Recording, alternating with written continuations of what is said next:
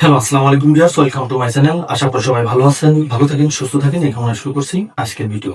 অবশেষে ইনক্রিমেন্ট কিন্তু হলো। আপনাদের একটা ধারণা ছিল যে নতুন পে স্কেল হওয়ার পরে ইনক্রিমেন্ট মনে হয় আর আমাদের লাগবে না। এরকমের নানাবিধ কমেন্ট, নানাবিধ প্রশ্ন আমার কাছে এসেছে। আমার মেসেঞ্জারও অনেকে নক করেছে যে ভাই, পে স্কেল হলে কি ইনক্রিমেন্ট হবে, আমরা কি ইনক্রিমেন্ট পাবো? এরকম নানাবিধ প্রশ্ন অনেকেই করছে। কিন্তু আমি এ সম্পর্কে কিন্তু একটা ভিডিও আমি বানিয়েছি। চাইলে আপনারা দেখতে পারেন, আমার ভিডিও লিস্ট থেকে আপনারা এই ভিডিওটা খুঁজে দেখতে পারেন। এখন কথা হচ্ছে যে আমি কিন্তু সেখানে বলেছিলাম যে ইনক্রিমেন্টের মতো হবে, পে স্কেলের মতো হবে। কারণ ইনক্রিমেন্ট হচ্ছে আপনার একটা বাৎসরিক অর্জিত বেতন, অর্জিত একটা ইনক্রিমেন্ট। এই ইনক্রিমেন্টটা আপনার হচ্ছে এটা আপনি পাবেন। তো এটার মতো হবে, আর পে স্কেলের মতো হবে। আমি কিন্তু এটাই বলছিলাম, ঠিক তাই হলো। জুলাইয়ের 1 তারিখে কিন্তু আপনি আইব্যাসে ক্লিক করে দেখতে পারেন, আপনার বেসিক কিন্তু আপনার যা ছিল জুলাই মাসে কিন্তু 5% ইনক্রিমেন্ট লেগে সেটা কিন্তু বৃদ্ধি পেয়ে গেছে। কিন্তু আপনাদের ধারণা ছিল জুলাই মাসের 1 তারিখ থেকে যদি নতুন পে স্কেল কার্যকর হয়, তাহলে কিন্তু আমাদের ইনক্রিমেন্টটা হয়তো নাও লাগতে পারে, এরকমেরই ধারণা ছিল আপনাদের। কিন্তু ইনক্রিমেন্টটা কিন্তু লেগে গেছে। তো এখানে শুধু আমি একটাই কথা বলেছিলাম যে পে স্কেলের মতো হবে, ইনক্রিমেন্টের মতো হবে, এবং সেটা বাস্তব সত্য হয়েছে কিনা দেখেন। দেখেন, আমি না জেনে শুনে কোনো কথা বলি না, এবং আমি মিথ্যা এবং ভুয়া নিউজ প্রচার করার আদৌ চেষ্টা করি না।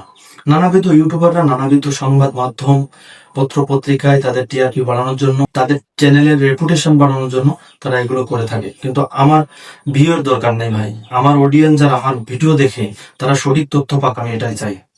তাতে আমার 2 সেন্ট বা 5 সেন্ট ডলার ইনকাম হোক, এতে আমার কিছু যায় আসবে না ভাই। টাকা পয়সা, অর্থ সম্পদ সব উপর আল্লাহর দান, ঠিক আছে? আজ আছে কাল নেই। আপনার যেটা নিয়তিতে থাকবে সেটা আপনারই, আপনার কাছ থেকে কেউ কেড়ে নিতে পারবে না। আমার এখান থেকে আমার কিছু অর্থ আসবে, এটাই যে মানে ধরে থাকতে হবে এটা না। আমার আল্লাহ দিলে অন্য দিক থেকেও দিতে পারে। এটা জাস্ট আমার একটা শখ, এটা আমার অডিয়েন্সের সাথে একটা ভালোবাসা, বা সরকারি কর্মচারীদের ভালো তথ্য, সঠিক তথ্য, এটাই আমার মেন উদ্দেশ্য। টাকা কামানো আমার মেন উদ্দেশ্য না।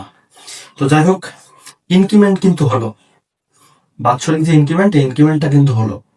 এরপরে অনেকেই বলছে যে পে স্কেল হবে না, পে স্কেল হাতে না পাওয়ার আগে বিশ্বাস করবো না, ঠিক আছে?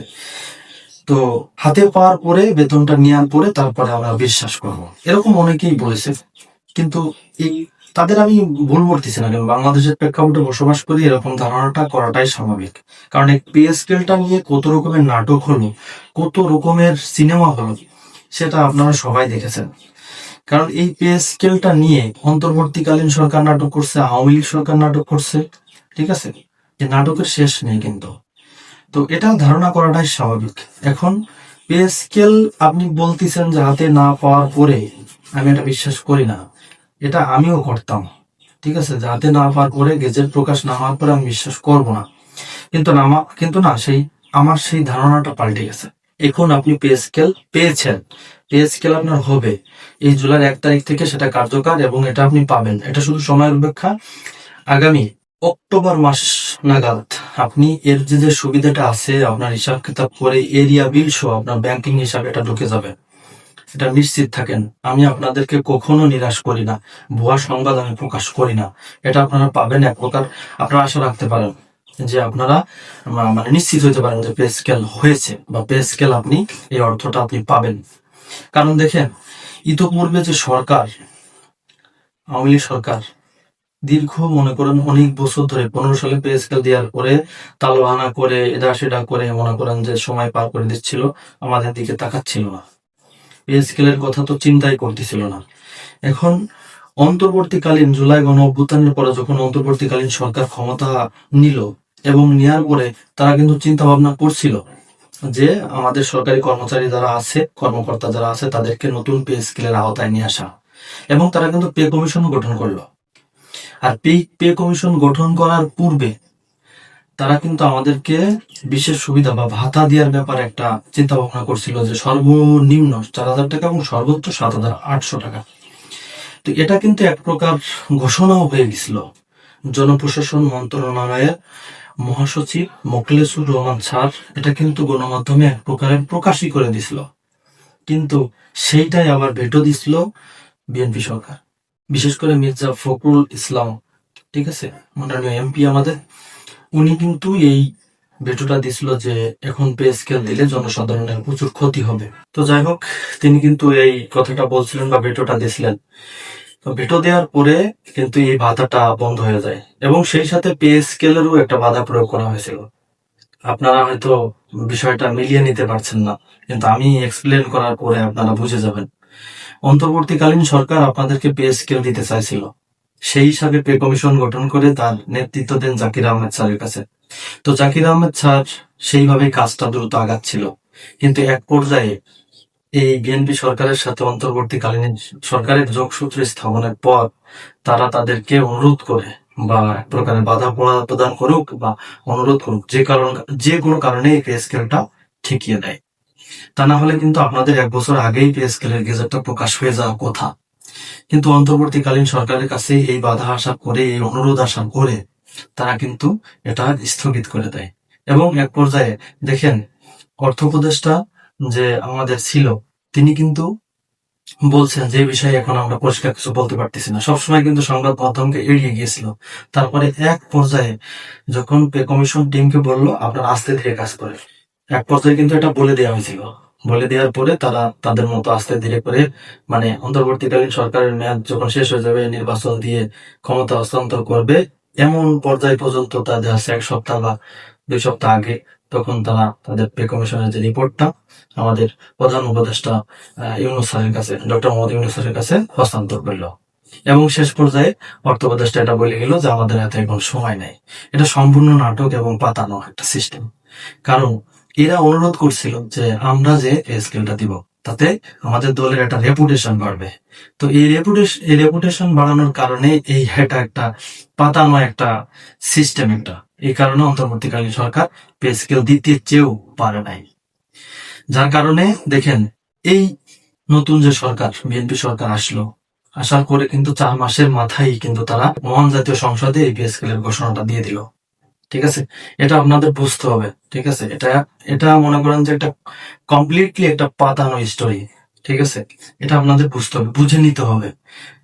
তা না হলে আপনার অন্তর্বর্তীকালীন সরকারই কিন্তু আপনাদের পে স্কেল দিয়ে যেত, কিন্তু এটা একটা পাতানো ছকের কারণে অন্তর্বর্তীকালীন সরকার আপনার দিতে পারেনি, তারা পে স্কেলটা স্থগিত করতে বাধ্য হয়েছে। এবং অর্থ উপদেষ্টা নিজে মুখেই বলেছে আগামী নির্বাচিত সরকার এটা গেজেট প্রকাশ করবে বা এটা বাস্তবায়ন করবে। আমরা শুধু এটা রূপরেখা তৈরি করে গেলাম। তো দেখেন, আমরা কিন্তু এক প্রকারের নিশ্চিত যে পরবর্তী সরকার কারা আসছে, অন্তর্বর্তীকালীন সরকার কোন সরকারের কাছে ক্ষমতা হস্তান্তর করবে, সেখানে কি করবো পরবর্তী সরকার, আমরা কাকে ভাবতে পারি? আমরা তো আর জামাতকে ভাবতে পারি না, কারণ জামাতের সেই এবিলিটি হয়তো থাকতে পারে দল চালানোর, ঠিক আছে, কিন্তু এটা মুখে মুখে।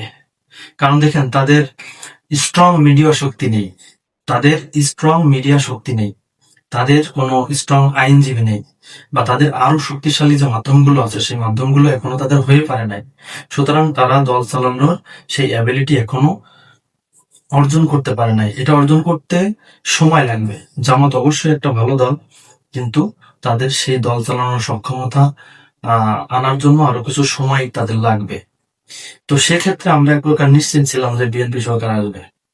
তখন বিএনপি সরকার আসার পরে তারপরে কি হলো, তারপরে দেখেন তারা 4 মাসের মাথায় কিন্তু আপনার দেখেন মহান জাতীয় সংসদে আমাদের অর্থমন্ত্রী আমির খসরু স্যার কিন্তু এই পে স্কেলের ঘোষণাটা দিয়ে দিলেন যে ধাপে ধাপে বাস্তবায়ন হবে। তো আপনারা যারা মনে করতেছেন যে হাতে না পাওয়া পর্যন্ত আমরা বিশ্বাস করব না, দেখেন একটা দলের অর্থমন্ত্রী যখন মহান জাতীয় সংসদে ঘোষণা দেয়, তো সেটা উল্টে যাওয়া বা সেটা পাল্টে দেয়া এটা খুবই কঠিন। কারণ পাল্টে দেয়া যদি যায় বা পাল্টে দেয়া হয়, তাহলে ওই বিএনপি সরকার বা যে নির্বাচিত সরকার, তাদের রেপুটেশন, দলের মান সম্মান, দলের একটা অপমান হয়। ঠিক আছে, দলের একটা রেপুটেশন কমে যায়, এসিআর কমে যায়।